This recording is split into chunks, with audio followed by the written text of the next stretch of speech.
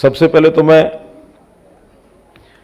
आज जिस प्रकार का ये कार्यक्रम हुआ है, मुझे बताया गया कि इस प्रकार का ये कार्यक्रम पहली बार हो रहा है।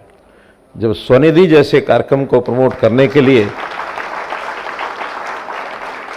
और दीनदयाल अंत्योदय योजना के अंतर्गत जो NULM के इस प्रकार के पुरस्कार विजेता बुलाए गए हैं, इस अवसर पर मैं इस कार्यक्रम का भी स्वागत करता हूं और आप सबको बहुत बहुत बधाई, बहुत बहुत शुभकामना देता हूं।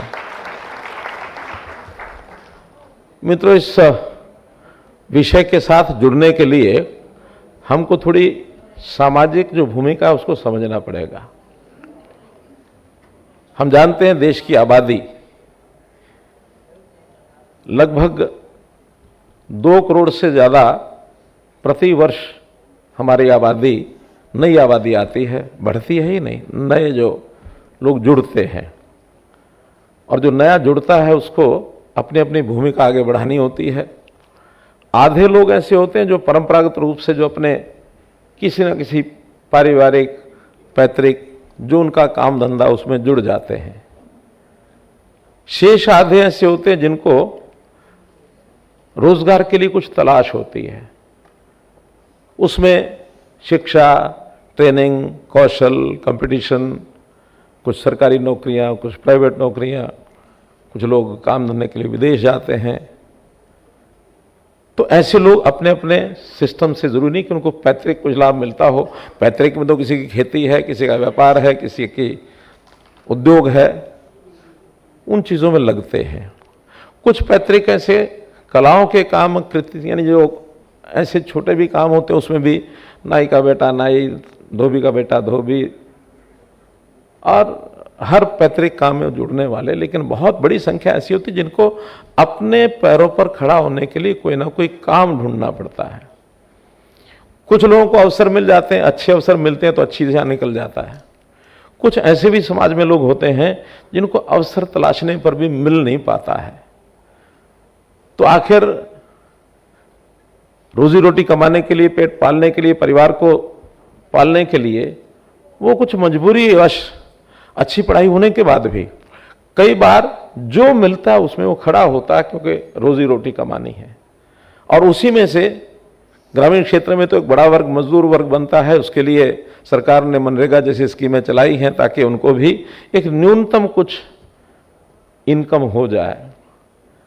ऐसे ही ग्रामीण क्षेत्र में और शहरी क्षेत्र के अंदर इस प्रकार की जो स्कीमें हैं, NRLM ग्रामीण क्षेत्र में, NULM शहरी क्षेत्र में, और ये जो स्ट्रीट वेंडर्स हैं, इनके लिए जो विशेष कार्यक्रम प्रधानमंत्री जी ने चलाया उस स्वनिधि का, क्योंकि ध्यान में आता है जब इस प्रकार के स्ट्रीट वेंडर जगह जगह जाकर के कुछ काम करते हैं, उनको थोड़ी पूंजी चाहिए होती है।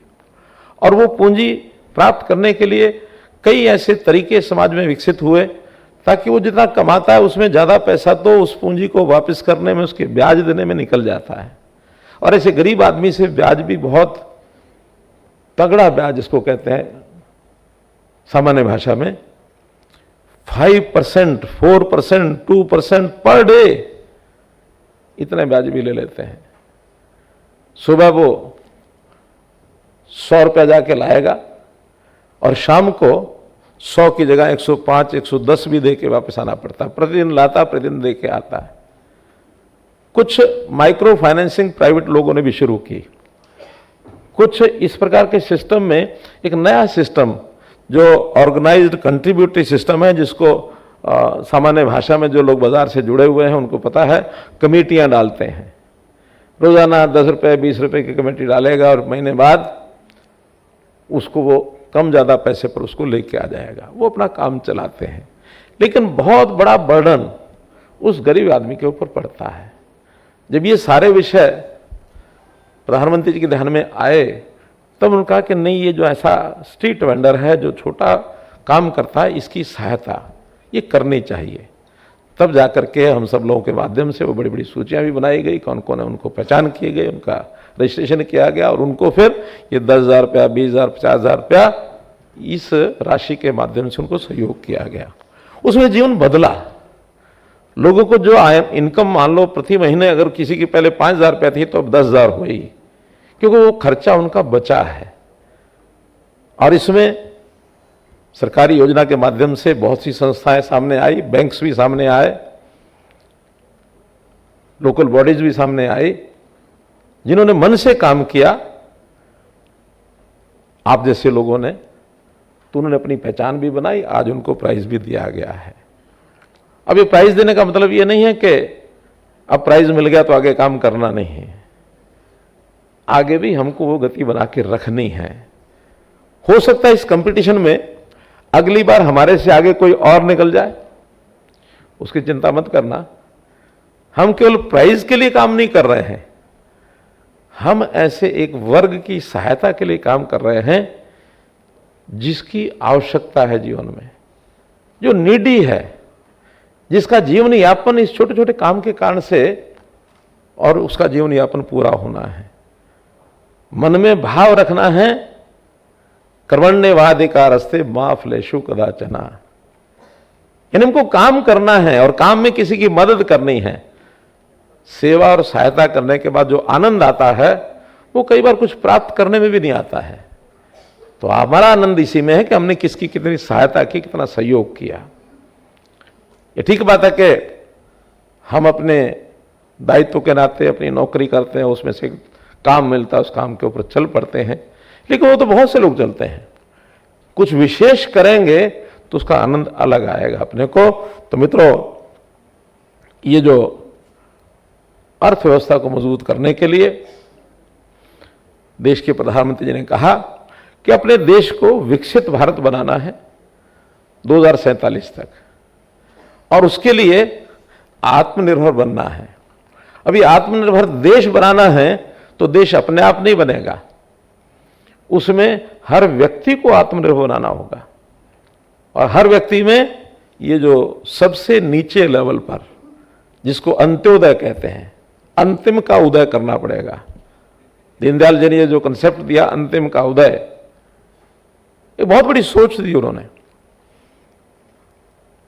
किसी पत्रकार ने उनसे प्रश्न किया, क्योंकि बड़े मूल चिंतक थे दीनदयाल जी, तो दीनदयाल जी से प्रश्न किया कि आप देश की खुशहाली का सबसे बड़ा मंत्र क्या बता सकते हैं, बताइए। तो उन्होंने कहा देश की खुशहाली का सबसे बड़ा मंत्र है अंत्योदय। अगर आप अंतिम व्यक्ति की चिंता कर लेते हो, उसको आगे बढ़ा देते हो, तो आज एक अंतिम में उसको आगे बढ़ाएंगे तो उसके बाद भी तो अंतिम होगा ही ना। तो 100 की गिनती में जो लास्ट में, लास्ट इन द रो, अगर उसको आगे बढ़ा देंगे तो फिर भी कोई लास्ट आएगा, उसको आगे बढ़ाओ, फिर उसको आगे बढ़ाओ, फिर उसको आगे बढ़ाओ। उसकी मदद करना आवश्यक है, क्योंकि वो व्यक्ति मुख्य धारा में अपने आप नहीं आ सकता। उसके पास साधन नहीं है, उसके पास उसके आसपास जहां वो पैदा हुआ, जहां वो रहता है, वो मलिन बस्ती में रहता है, उसको हर प्रकार का अवसर समाज में प्रगति करने का मिल नहीं रहा है। अगर एक बार आपने सहायता कर दी और एक वो मध्यम श्रेणी पर आ गया तो वो कंपीट कर लेगा, अपने आप बढ़ जाएगा। लेकिन जब तक वो, जिसको हम अपनी भाषा में बीपीएल कहते हैं, जिसकी आय बहुत कम है, इसको हर प्रकार की सहायता करनी पड़ेगी। अगर उसके खाने पीने के लिए आवश्यक है कोई चीजों का, मुफ्त राशन है वो तो देना ही है, शिक्षा मुफ्त देनी है, इलाज मुफ्त कराना है। लेकिन ये इलाज भी, शिक्षा भी और अन्न भी क्या सारी उम्र देते रहेंगे उसको? उससे उसका भी भला नहीं है, समाज का भी भला नहीं है। तो उसको रोजगार में सहायता करने के लिए उसको आगे बढ़ाओ, ताकि वो भी अपने पैरों पर खड़ा हो सके। तो ये है अंत्योदय। जीवन में कब किसके जीवन के अंदर क्या परिस्थिति होती है हमको पता भी नहीं, ज्ञान भी नहीं होगा। हो सकता हम में से भी बहुत ऐसे हों जो अपने बचपन में अपने माता पिता की पारिवारिक स्थिति के कारण से बहुत हार्डशिप्स से निकले होंगे, निकलने के बाद आज संघर्ष करके यहां तक पहुंचे हैं। वैसे अपना उदाहरण देना ठीक नहीं होता, लेकिन मैं आपको अपना उदाहरण बताता हूं। हमारे पिताजी के पास बहुत थोड़ी छोटी खेती थी। हम बच्चे थे, स्कूल में पढ़ते थे, तो पिताजी की इच्छा रहती थी खेती के काम में बेटा हाथ बटाओ, थोड़ा बहुत काम बटाते थे। ये शायद 1968 की बात है। हमारे पिताजी ने कहा कि बेटा हम पंचायत की ज़मीन है, इसको 1 वर्ष के लिए कॉन्ट्रैक्ट पर लेते हैं और इसमें मैं सब्जी की बिजाई कर देता हूँ, बिजाई करने के बाद बाकी काम तुम्हारा, उसमें जाके छोटा मोटा खाद डालना, पानी डलवाना, जो व्यवस्था होती थी। और फिर बाद में जब सब्जी हो जाए, रोज़ाना किसी को बुला करके जो उत्साह देना उसको दे करके उसकी सब्जी तोड़वाना, और शाम को तोड़वाओ, सुबह सुबह साइकिल पर रख करके बेच के आओ, मंडी में बेच के आओ। और एक लालच उन्होंने दिया कि इसमें जो पैसे मिलेंगे वो तुम्हारे। बहुत बड़ा लालच मिल गया। स्कूल में पढ़ने वाले छात्र को, अगर उस समय ज़माने में सस्ता ज़माना था, लेकिन तो भी खर्च तो थोड़ा थोड़ा भी होता था, तो प्राप्त होता नहीं था। और उस 1 एकड़ सब्जी का मैं प्रतिदिन साइकिल पर जाता था, उसको लाद करके मंडी में सुबह सुबह 4 बजे पहुंचना, सुबह सुबह मंडी में बिक जाती थी, आधे घंटे बाद आना। आते समय आज मुझे याद है कि सस्ता ज़माना था, हम एक 12 आने उस समय आने चलते थे, 12 आने का अंगूर लेना, आगे स्कूल की साइकिल की टोकरी में रखना और खाते जाना, और नाश्ता हो गया, घर आ गए और आके तैयार हुए स्कूल में पहुंच गए।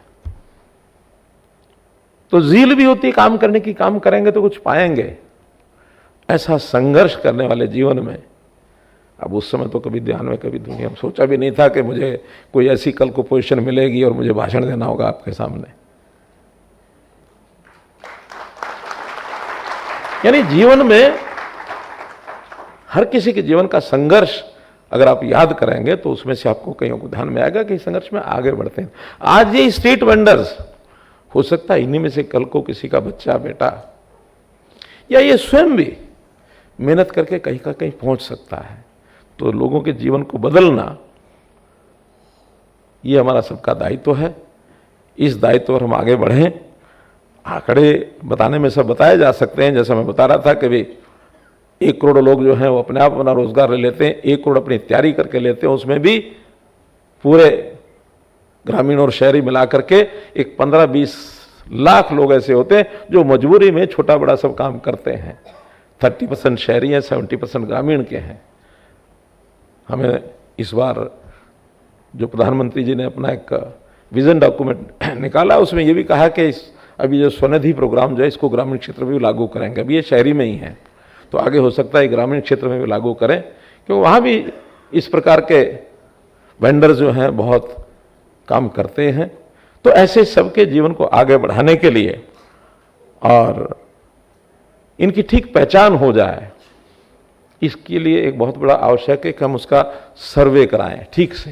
क्योंकि बहुत लोग इसका लाभ इसलिए नहीं उठा पाते कि हमारी सिस्टम में सर्वे ठीक नहीं होता। चाहे म्यूनसिपैलिटीज़ हैं या ग्रामीण क्षेत्र में लागू, अगर वहाँ भी कोई ठीक सर्वे हो जाए। इस बार एक थोड़ी कठिनाई आई है, जो हर 10 साल बाद हमारा सेंसस होता है, वो 2011 के बाद सेंसस नहीं हुआ। 21 में होना था, कोविड के कारण से वो रुक गया, फिर वो किसी न किसी कारण से अब 24 हो गया, तभी भी अभी सेंसस वो शुरू हुआ नहीं है।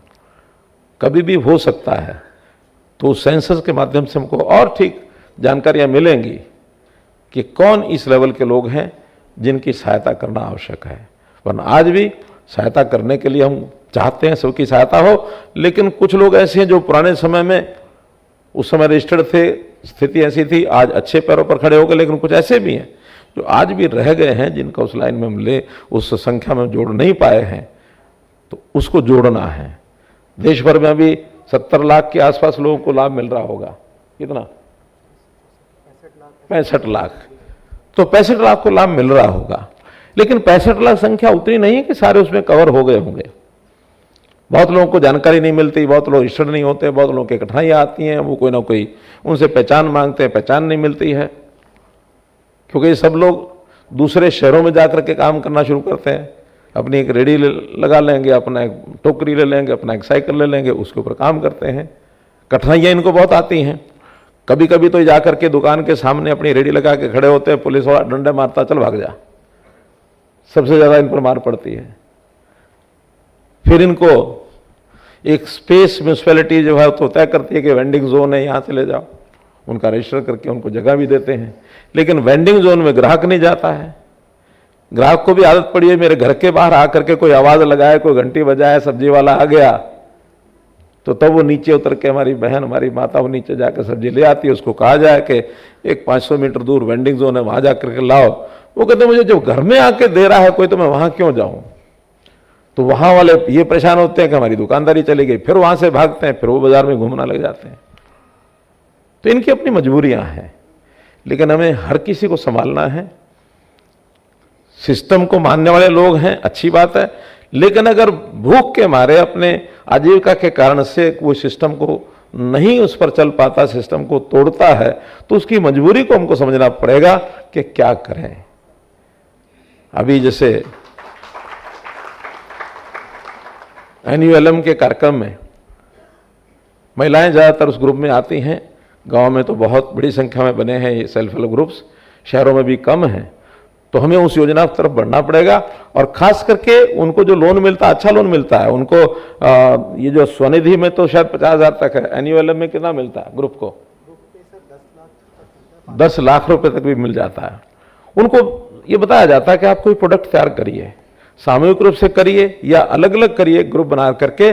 उनकी बड़ी समस्या है कि उनकी मार्केटिंग नहीं है, घर में रख करके कितना बेचेंगे वो। तो जब मैं हरियाणा में मुख्यमंत्री था, लगभग 9.5 साल वहाँ दायित्व रहा है, तो हमने वहाँ साझा बाजार बनाए हैं।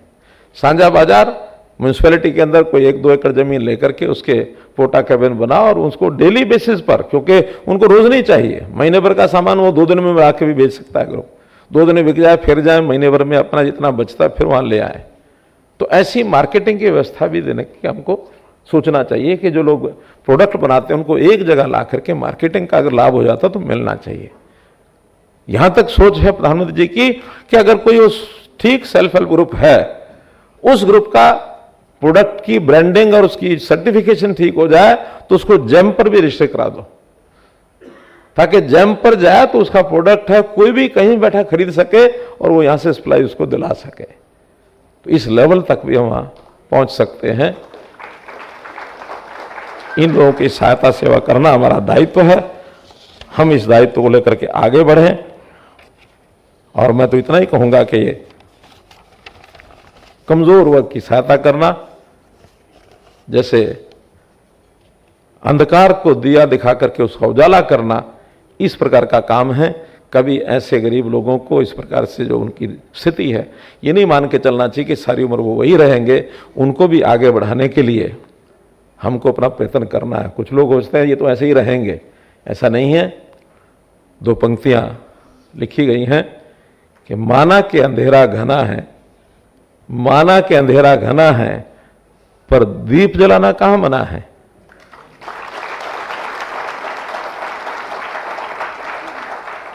चलो जलाएं दीप वहां जहां अभी भी अंधेरा है। धन्यवाद।